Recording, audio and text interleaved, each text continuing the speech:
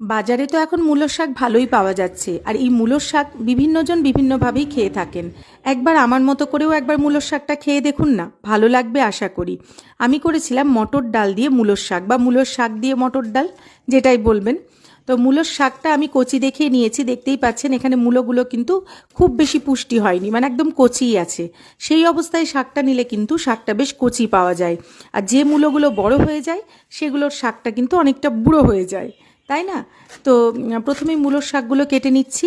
হ্যাঁ, আমি খুব মিহি করে কাটতে একদমই পারি না, যেরমভাবে পারি সেইভাবেই কেটে আপনাদেরকে দেখাচ্ছি। প্রথমে মূলোর শাকগুলো কেটে নিচ্ছি। যারা মিহি করে কাটতে পারে সত্যি আমি তাদেরকে স্যালুট জানাই, মানে এটা একটা কিন্তু দারুণ গুণ।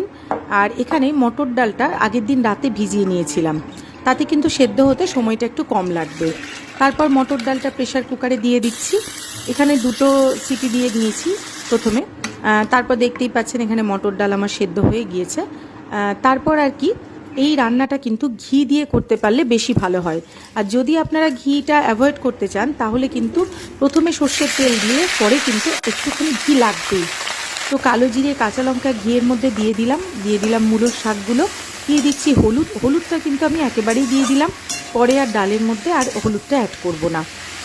তারপরে বেশ শাকটা রান্না হয়ে আসবে, মানে সেদ্ধ হয়ে আসবে। এই সময় একদম গরম জল আমি ডালের মধ্যে দিয়েই রেখেছিলাম, সেই সমেত আমি ডালটা এই মূলোর শাকের মধ্যে ঢেলে দিলাম।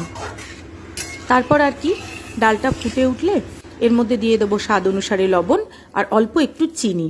আর নামানোর সময় কিন্তু আবার একটু ঘি দিচ্ছি, কারণ এই মটর ডালের সাথে মূলোর শাকের যে কম্বিনেশনটা, তাতে কিন্তু ঘিটা দারুণ যায়।